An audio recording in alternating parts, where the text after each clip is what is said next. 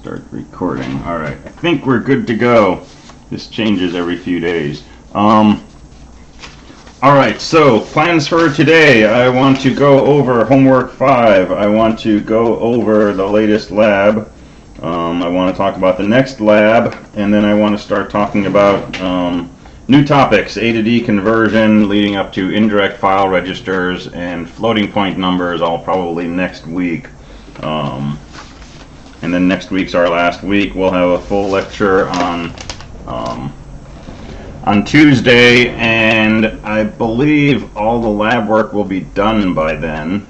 So we'll probably do a full, probably a 3 or 4 hour lecture on Tuesday as needed, just to make sure we've gone over everything. And then Thursday will be the final exam, and it'll be a 2-hour exam, so no lecture a week from Thursday. And then that's it. That's the end of the course. That's the end of summer. Some of you, that's the end of Clark, and moving on to next things. So I'm going to go over homework 5. I'm going to go over the lab before I jump into what I wanted to say. Any questions that I can address in particular?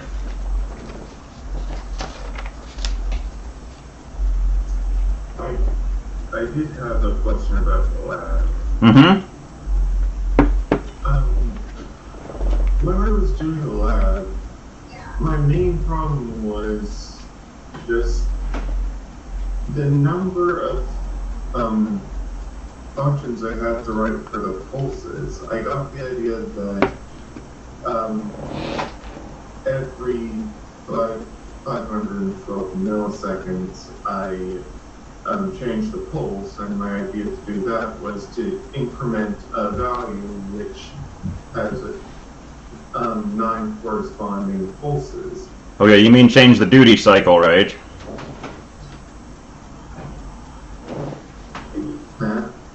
You said you change the pulse every 512 milliseconds. I think you meant the duty cycle of the pulse? Alright. Okay. My main problem was, well, first of all, I needed to do it every I needed to do that every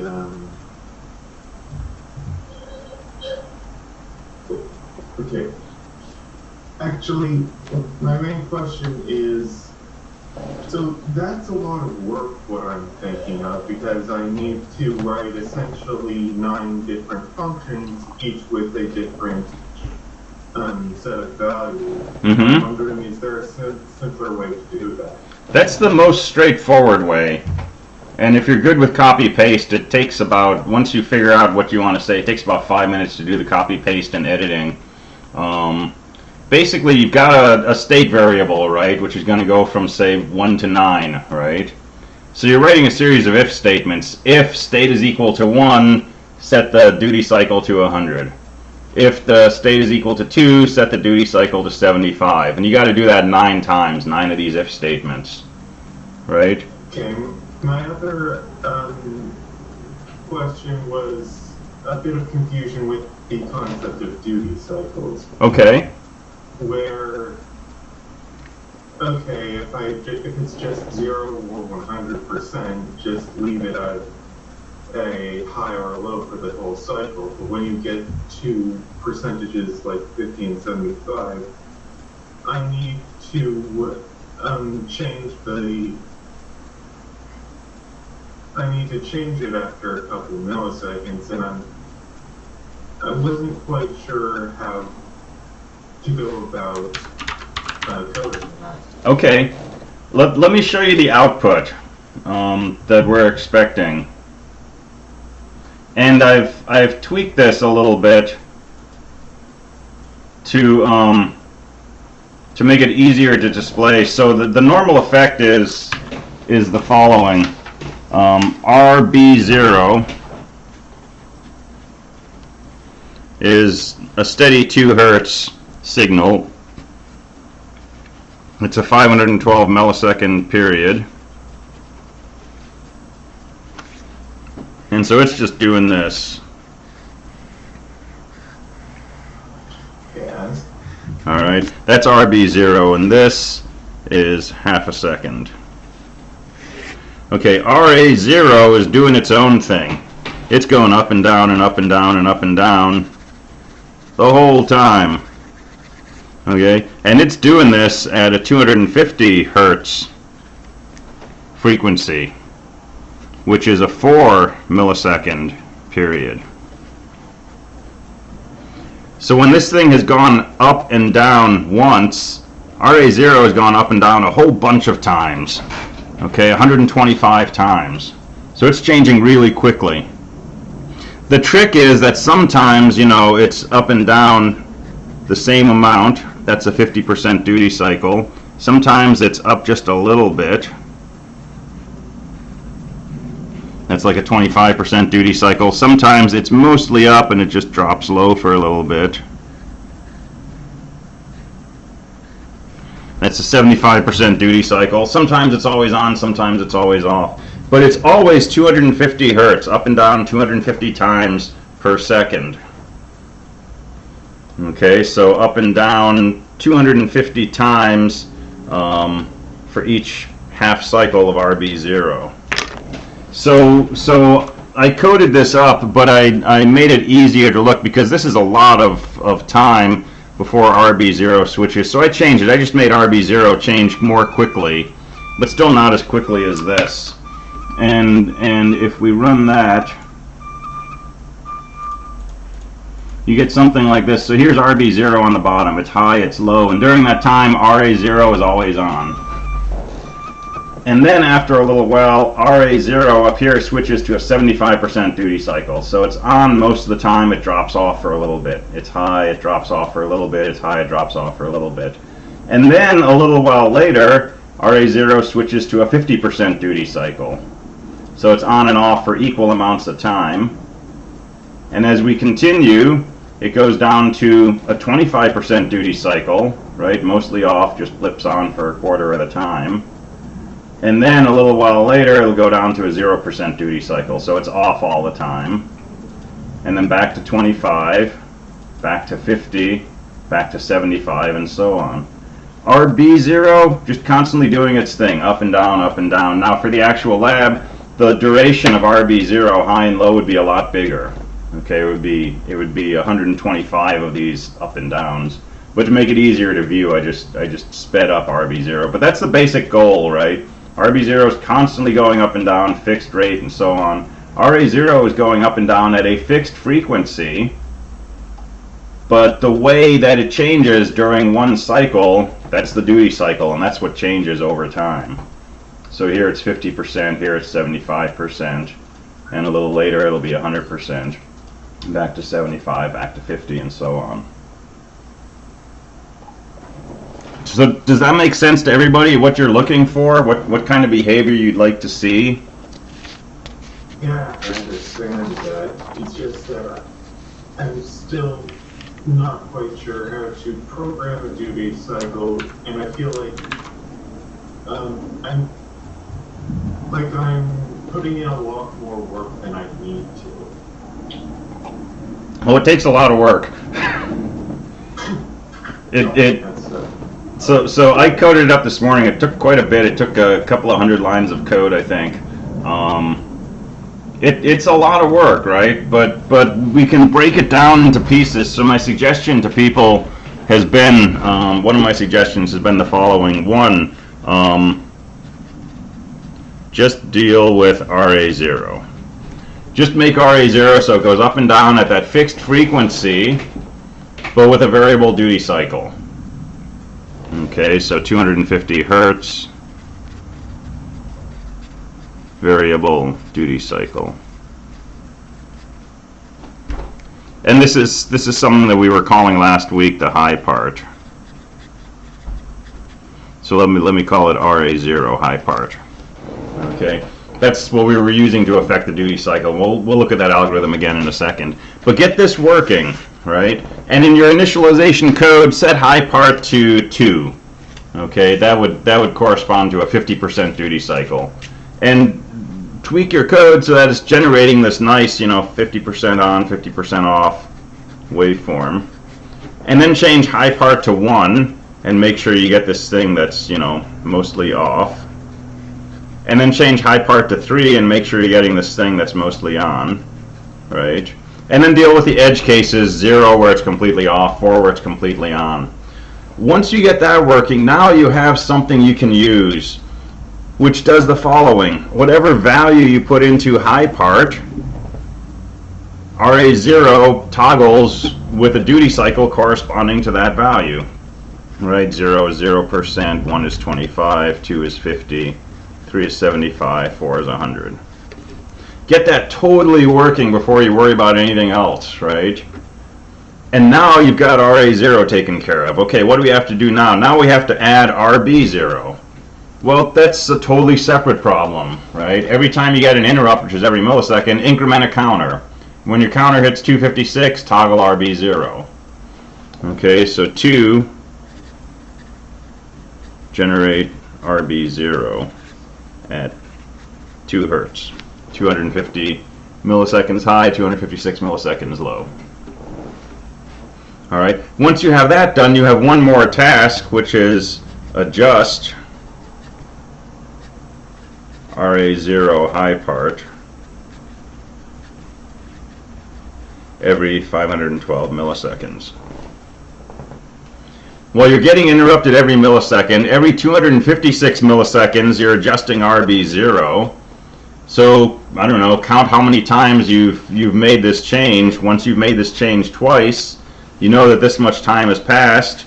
Call a function that adjusts RA0 high part and reset your count to 0.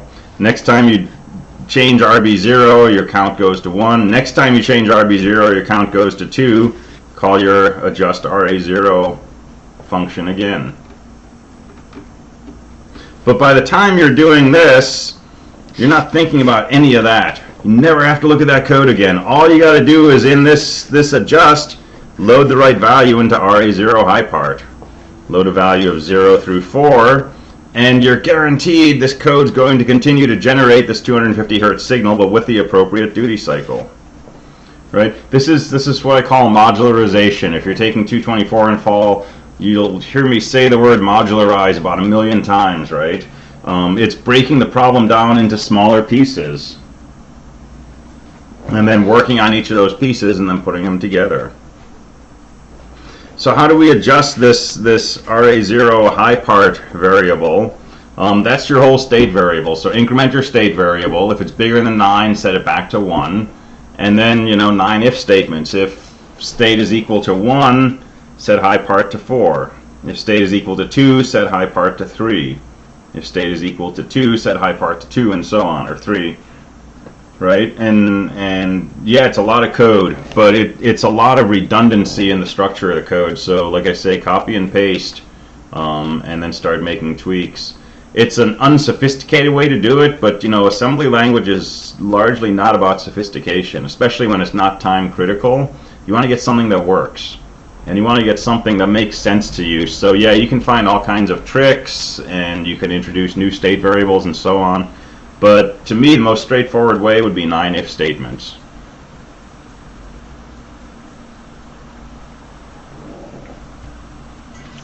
Okay, I have one more question, and this is more just making sure I understand something. Okay. It's about the system clock. Mm-hmm. The code says that 256 cycles is 1 millisecond. I just want to make sure I understand how that works after looking through the numbers. Okay. So we have a system clock that's 4 megahertz. Correct. Which makes 1 cycle, which you divide that by 4 would make 1 megahertz, which would make 1 cycle 1 microsecond. Correct. And the scalar is 1 to 4, which would make that 4 microseconds times 256 cycles, which would make 1 millisecond and 24 microseconds. So there's always a question of dividing versus multiplying. Okay, at least that's what trips me up the most. So let me go back and repeat what I just heard you say, and let me write down some notes. So system clock equals 4 megahertz, right? we always divide the system clock by 4 to get the instruction clock, which is 1 megahertz. Okay. So the code for this is going to set up a timer, and it's going to start off at 0. It's an 8-bit timer. So the timer is going to interrupt after 256 increments. Okay, and I'm not thinking about time yet. I'm thinking how many times does this timer 0L register need to get incremented? Okay, so this was this batch of homework questions you did, 74, 75, 76, and so on. So interrupt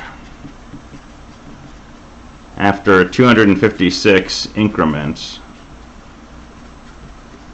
of timer 0L. Now I'm going to bring in the prescaler and say this is a 1 to 4 prescaler. And so 256 increments takes 256 times 4 equals 1024 instructions.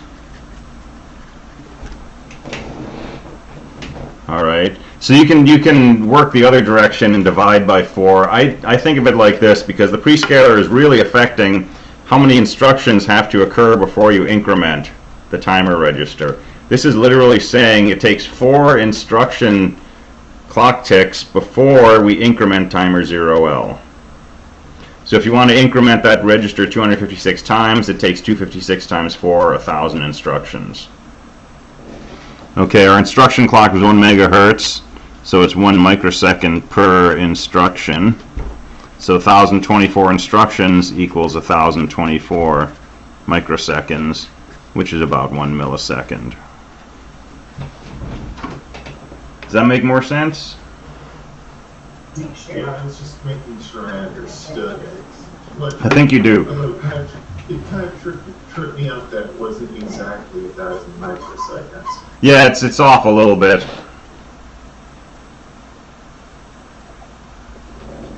So if we really wanted it to be 1,000, we would probably initialize timer 0L to 6 instead of 0. And then it would be 250 increments would be exactly 1,000.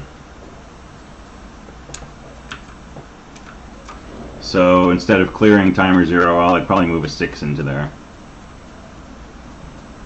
But you know, engineers, we can be a little sloppy if it's not mission critical.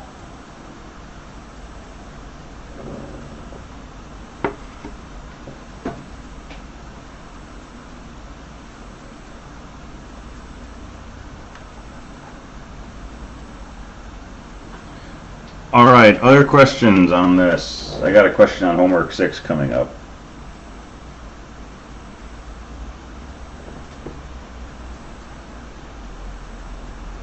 So these timer registers are always kind of tricky, and someone commented just now that the code in the lab handout was really helpful.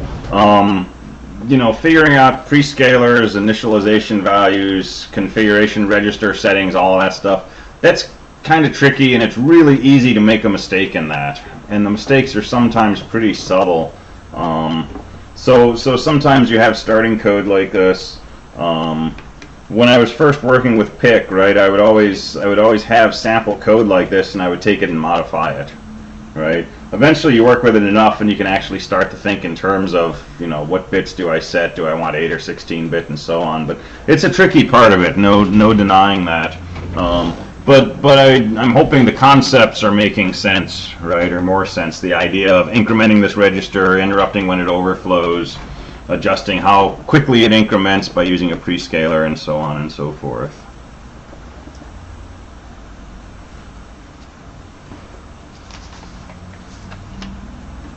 All right, so let me address a homework question. Let me talk about the previous homework then. And then we'll talk more about signal generation. So first homework question on the homework that's due Thursday. I do not know what the first question is that I assigned, although I can make a guess, but send me a note if you know. Guessing it was probably 82. Okay, cool, 82. Determine the value for timer 1 high-low and the prescaler to arm a timer for 1 second. Okay.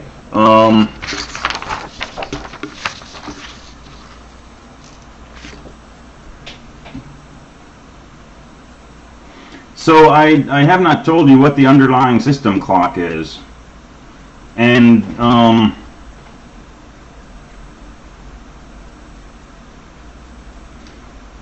so that's going to affect your answer. So I'm just going to assume the default system clock. If it's not the default clock, if you've got a 1 megahertz clock or something, your calculations will change. But let's just go ahead and do this. So we want timer 1 second. Okay, so I'm going to do the 32 kilohertz system clock. Divided by 4 is an 8 kilohertz instruction clock,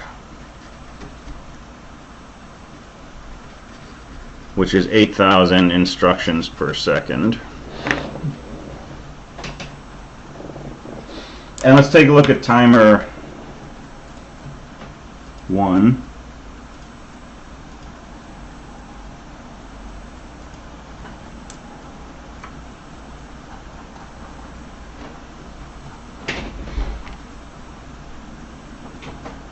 So timer 1 is always a 16-bit timer, I believe, 16-bit timer.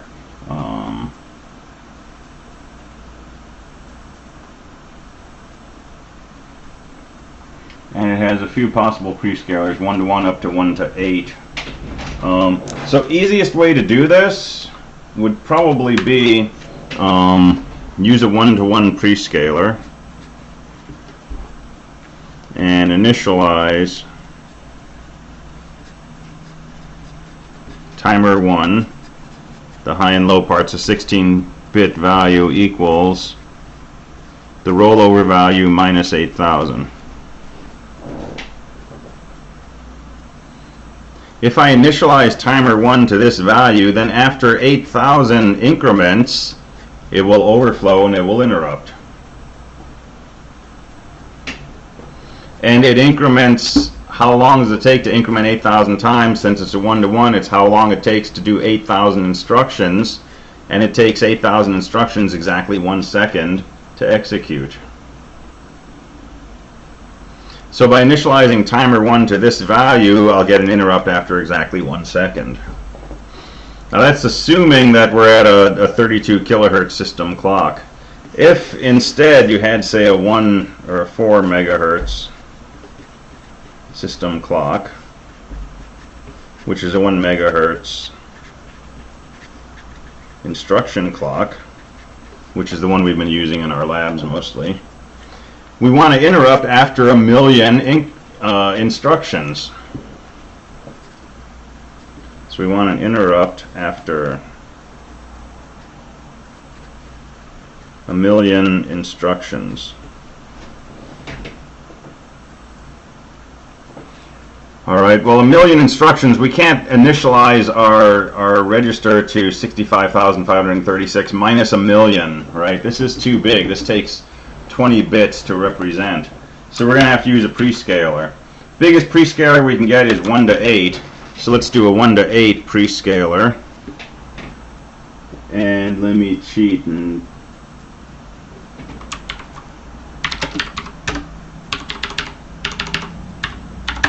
divide that out. So it looks like 125,000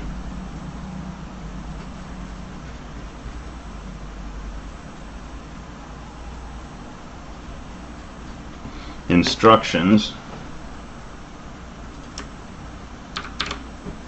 And that's still too big. If we had a 1 to 16 prescaler, right, we could bring that down and we could do half this number. But about the longest we can do with a 1 to 8 prescaler with a 4 megahertz system clock would be about a half second between interrupts.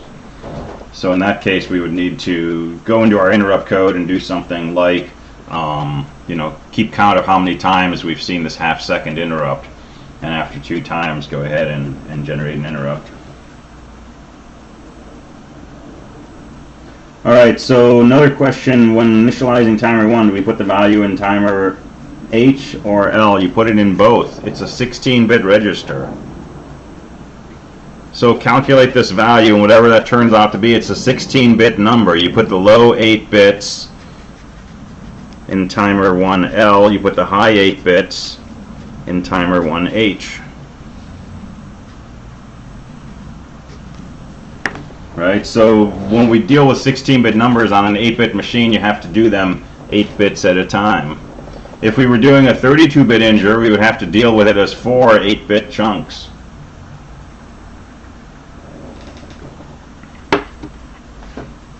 The trick in here, which is horrifyingly subtle, is when you load these 16-bit values into a timer register, if you're writing, you have to write the high byte first.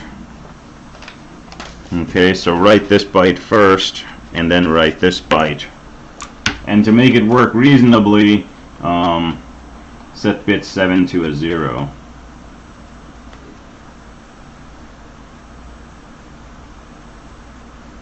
Let's see, wait, are you saying we should have a count variable for question 82? I don't think it asks you for variables.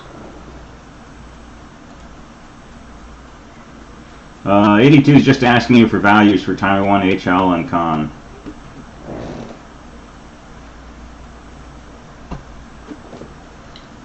So yeah, it takes 65,536 minus 8,000, write it in binary or hex.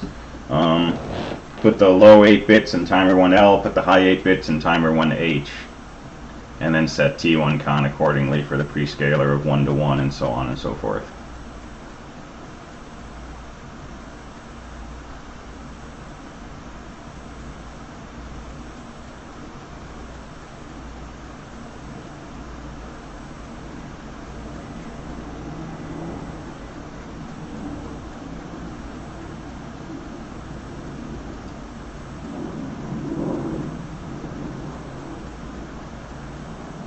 Alright, timer 2 is similar to timer 1, except remember it counts up from 0 and it overflows when the timer 2 register is equal to PR2. And we're going to play with that, and we're going to play with pulse width modulation in a few minutes. And I'm going to go back and look at the code for Lab 5, the algorithm for Lab 5, and we'll turn that into this PWM business with CCP1Con, CCPR1L. And then we're going to talk about analog digital conversion.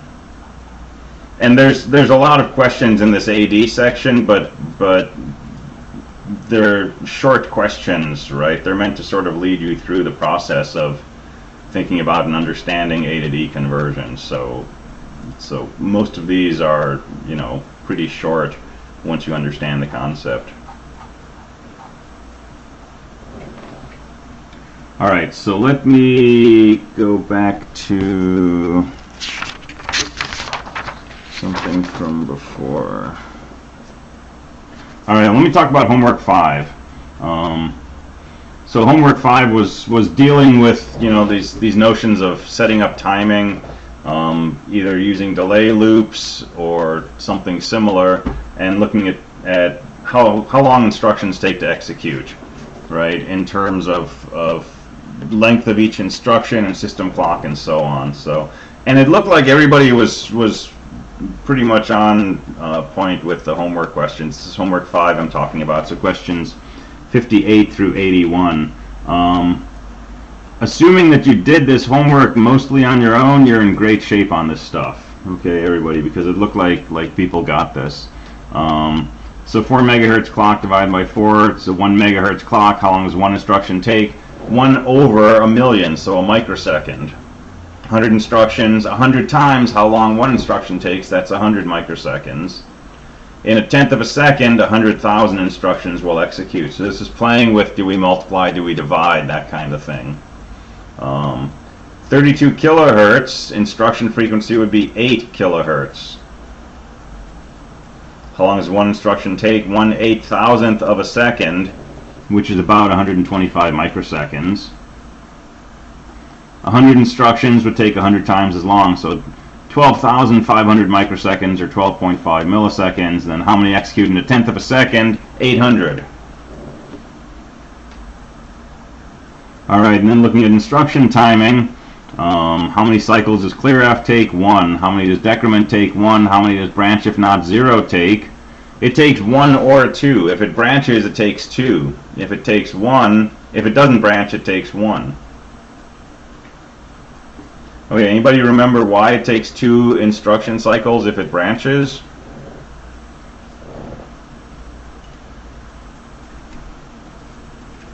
It's like a 3 or 4 word answer. I am not sure, to be honest. Okay, that's an answer I cannot dispute. Anybody else?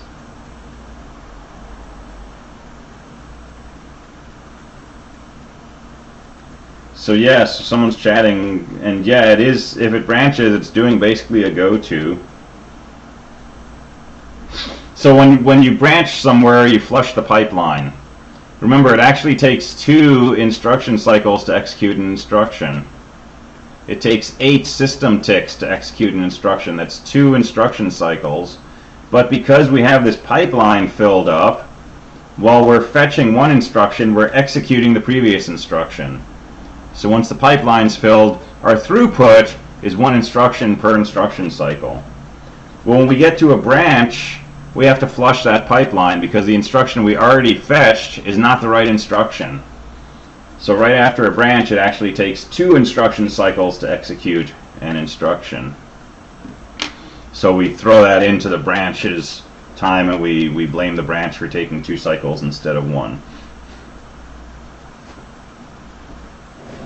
Alright, so the last 2 instructions take 1 plus 2. Normally takes 3 instructions if we branch, 2 if we don't. How many times do we loop between loop and continue? We did that last week, right? If count is 0, it'll have to decrement 256 times. And after 256, it will skip the branch, and it'll fall down through to continue.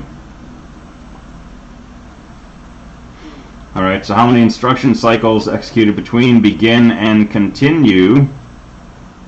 It's going to be 256 times we're going to loop. It's going to take 3 cycles most of those times, but the last time it's only going to take 2 cycles because we won't branch.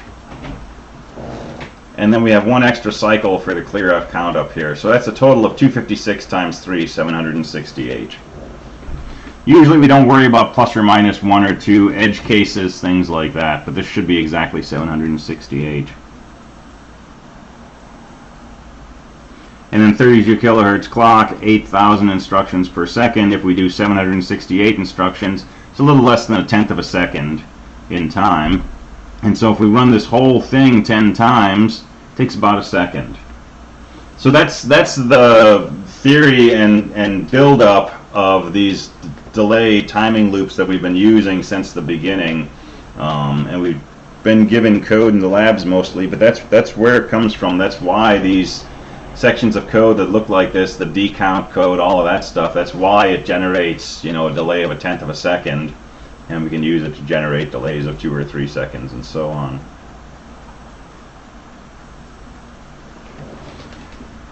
And then timer 0, same thing that we've been doing, right? So if you initialize it to this, that's 1,000 less than the overflow point. This needs to be incremented 1,000 times. With a 1-to-1 prescaler, that means 1,000 instruction cycles. And if we're at a 32 kilohertz, 8,000 instructions per second, 1,000 instructions takes 1/8 of a second. If we initialize to this value, the only thing that changes is we need to do 1,536 increment operations. And that's 1,536 instructions. And that's about 1/5 of a second. If we initialize timer 0 to 0, it's got to do 65,000 instructions, and that's about 8 seconds. And then repeating those, but with a prescaler of 1 to 2, the number of increments doesn't change, but the number of instructions will double. And so the time intervals will double. So this will be about 1/4 of a second, this will be almost 1/2 a second, this will be about 16 seconds. And then an 8-bit mode question with a timer 1 to 4, initialized to 100, that's 156 increments. 1 to 4 means 624 instructions, which is 624 over 8,000 seconds.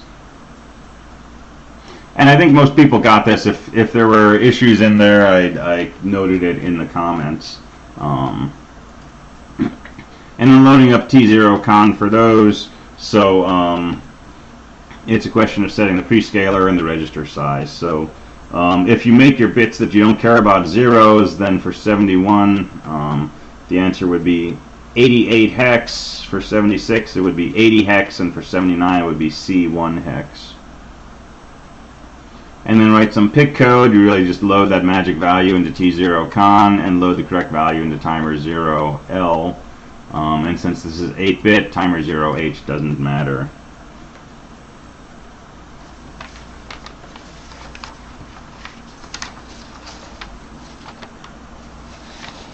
Alright, so let me know if you have any questions on that. This is always good fodder for exams, these kinds of questions. Timing analysis and setting up delay loops and so on and so forth.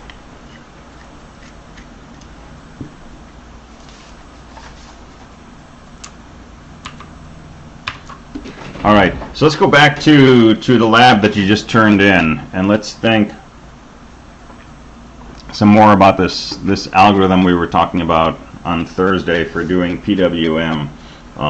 There's a lot of ways you can do this, but the way that I suggested in that pseudocode on Thursday ties into how the PWM subsystem on the PIC actually works. There's a way you can use the hardware to generate PWM. Because generating it by hand is a pain, right, as you discovered in Lab 5. So there's hardware support for that. So let's go back to our really beautiful pseudocode for Lab 5. And I'm not going to worry about this. I'm not going to worry about this. Okay? I just want to look at this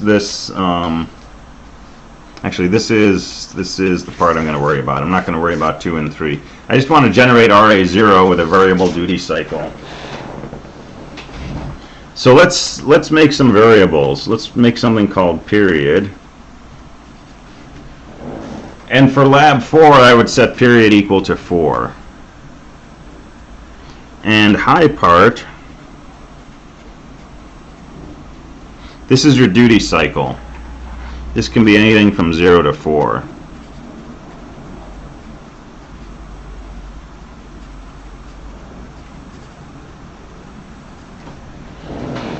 Okay, this is not PIC code. These are not equal statements. Period's got to be assigned some file register number, and then you have to move a 4 into W and move WF into period.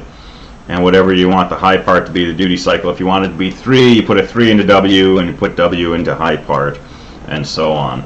So I'm just kind of doing a higher level language view of this, okay, pseudocode. So we're initializing our period. For us, it's always 4, right? But I'm going to make it a variable anyway.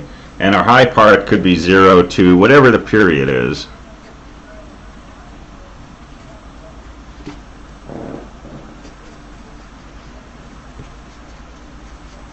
And if I set this variable to 0, that corresponds to a 0% duty cycle.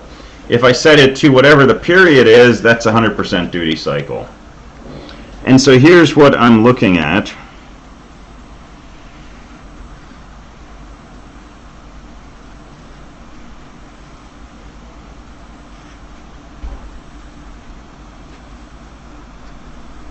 So this time, this is what I'm calling the period. It's some measure of the time that the entire cycle takes. So if I start looking when I raise the output from 0 to 1, how long does it take for it to drop, and then raise from 0 to 1 again? That's the period.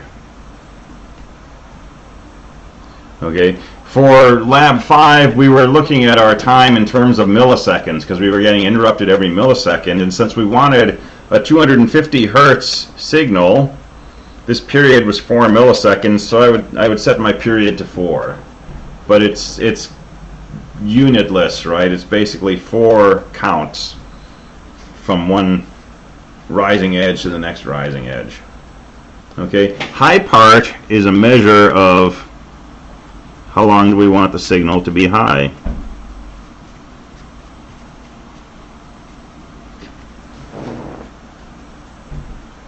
Alright, so high part is how long it's high. Period is how long it takes till it repeats.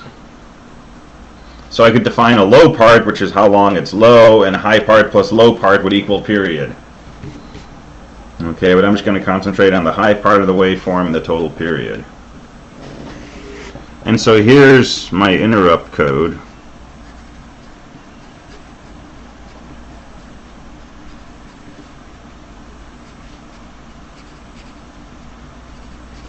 And my interrupt just happened. I'm going to have a count. My goal in this code is to generate this waveform. Right? I'm going to make an output high for a certain amount of time, and then I'm going to make it low for a certain amount of time, and I'm going to repeat that. So my goal in this interrupt code is to adjust this output to create this waveform. Okay, so I'm going to have a third variable, count. Count tells me how far am I in this waveform. So if I'm started a waveform right here and I'm at this point right here, right, that might be where count is. Count's going to be initialized to 0, which means I'm going to start off generating this waveform. After one interrupt, I'll move over here, and if I want the output to be high, I'll set it high. After another count, if I want the output to be low, I'll set it low, and so on. So period and high part are fixed, right, for a given duty cycle. Count is showing me where am I in my task of producing this waveform. Start at 0, and I'm going to go all the way up to period, and then I'm going to go back to 0. Okay, if you understand that setup, then the code almost writes itself. So, increment the count. Alright, if the count is equal to the high part, then set the output equal to 0. So start off with the count as 0, keep incrementing until it's equal to the high part. Once we've had that much time pass, set the output to 0. If the count's equal to the period, then I've reached the end of my waveform. What do I want to do? Well, I want to set my output high, and I want to reset count to 0.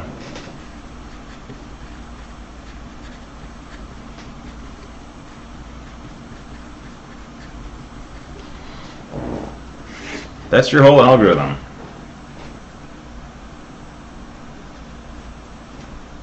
And I'll put a comment in here.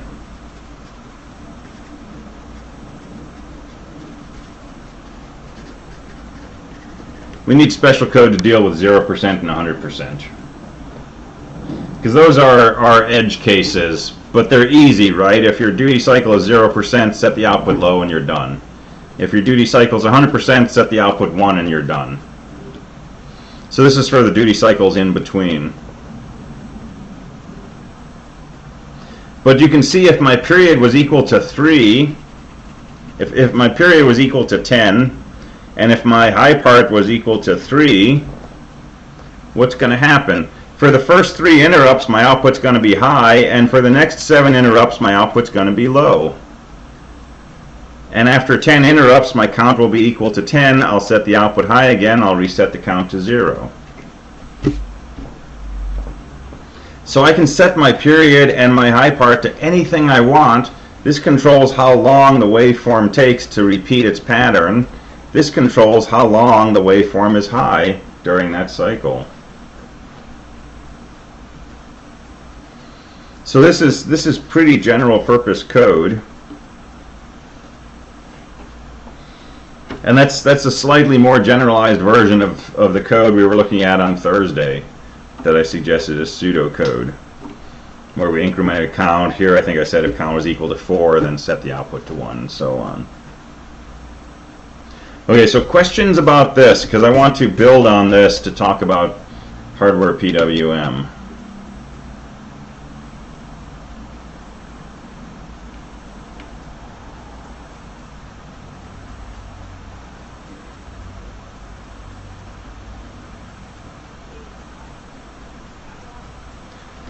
All right. So there's a couple of things going on in here.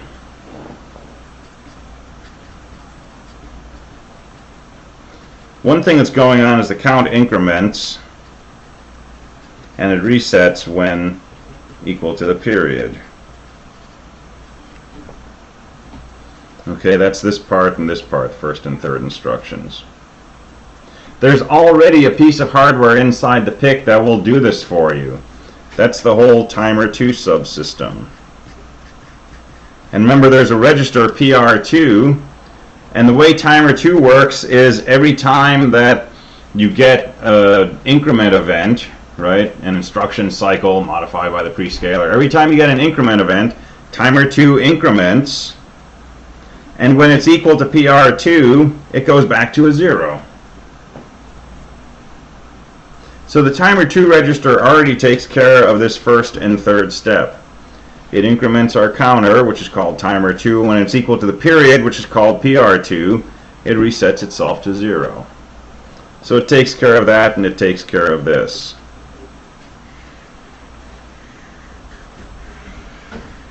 That leaves us with this business. We need to know that if the count has incremented, if timer 2 has reached the high part, we should set the output to 0.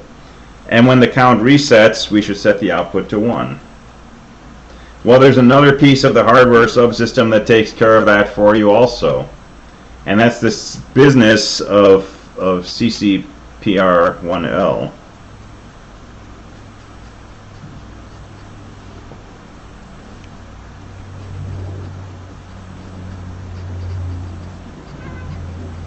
CCPR1L is the hardware version of this high part variable.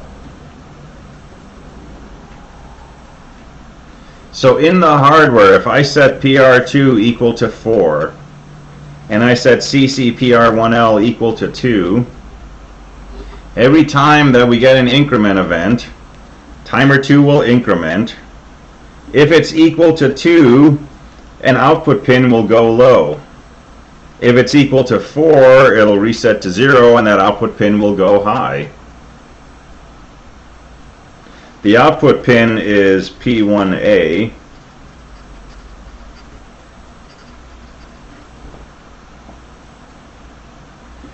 So there's a subsystem in the hardware that does all of this stuff for you. Right? You load the total duration of your waveform, your period, into PR2.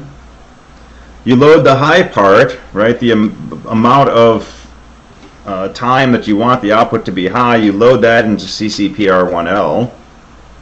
You start your timer, and you get this waveform automatically generated on pin P1A, which is pin 18, RB3, I believe.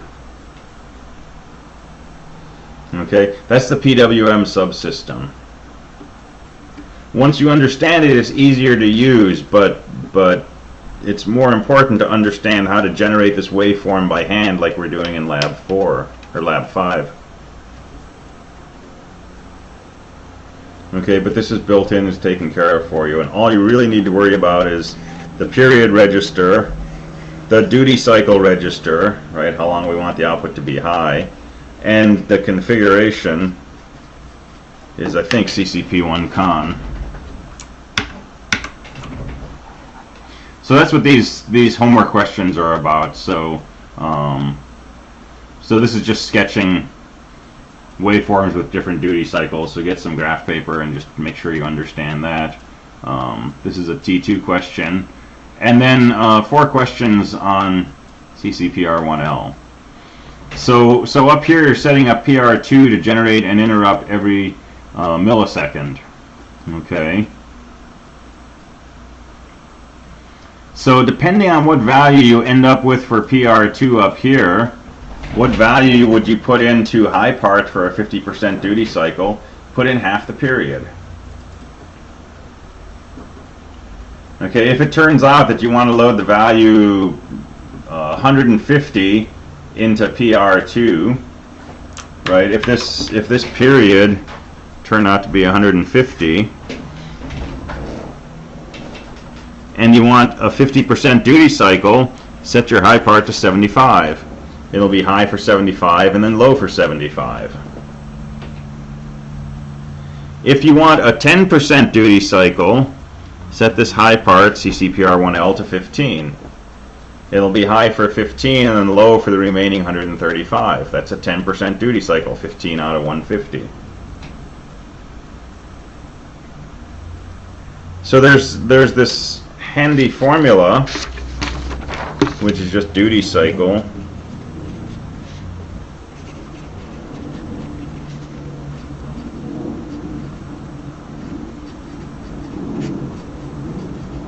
Is just CCPR1L over PR2. And in the textbook, you'll see it's actually 1 plus PR2. Because if PR2 is 0, that's meaningless, so they add 1, get you an extra possible value. But basically CCPR1L over PR2, that's the duty cycle. So these questions are basically after you found PR2 up here. If you want a 90% duty cycle, set CCPR1L to 90% of PR2. Round it off, because it's got to be an integer. If you want 10%, make it 10%. And then 103, write some PIC code to basically, if you have a motor on pin 18, drive it at 50% full power. Assume that you have a output frequency of 1 kilohertz.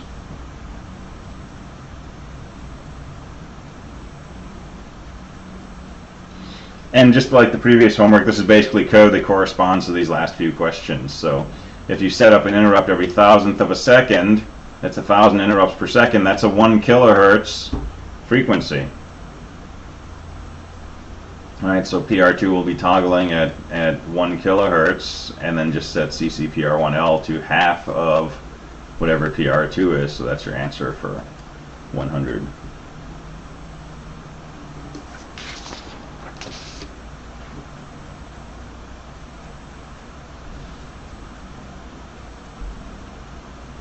Still no questions? This is good stuff. CCP mean?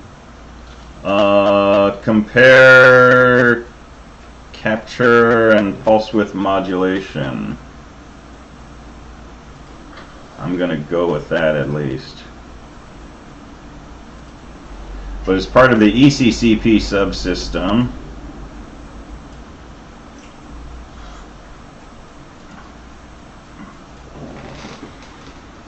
which is down here at the end in chapter 15, enhanced capture, compare, and PWM. So that's the CCP. And this subsystem does more than just pulse width modulation. It will actually let you compare incoming values in a programmed way. It'll capture inputs at fixed frequencies. It can do all kinds of things. But the mode we're using it in is just this very restricted mode, which says let's do PWM output on P1A, which is pin 18. Question, how do we make timer 2 generate an interrupt every 1,000th of a second? Look at the timer 2 configuration, right? Depending on your system clock, if your clock is 8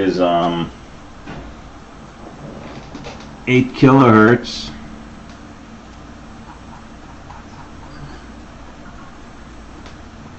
so timer 2 is an 8-bit register, but we have lots of prescaler options and lots of postscaler options.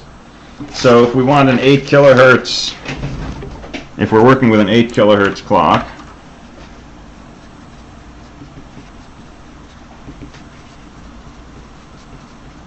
so 8,000 instructions per second, and we want a 1 kilohertz signal, so we want to interrupt every 8 instructions. So how do we do that? Set PR2 equal to 8, and timer 2 should increment from 0 up to 7. When it gets to 8, it'll generate an interrupt. So you may want to make this 7, but like I say, edge cases we're not too worried about for timing. But you know, instead of initializing the register to 256 minus 8, the register, the timer 2 register, is always reset to 0, but we set our period register to 8 in this case.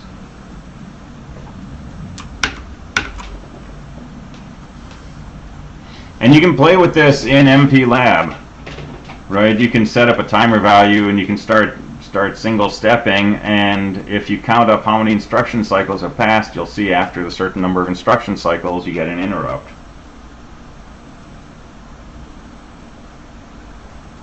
And if you had a megahertz instruction cycle clock, you would need 1,000 increments, 1,000 instructions before you'd have a millisecond. And we can't set our period register to 1,000, so now we start using a prescaler. So I don't know, put in a 1 to 16 prescaler, and that would take 64 maybe. And so set your period register to 64.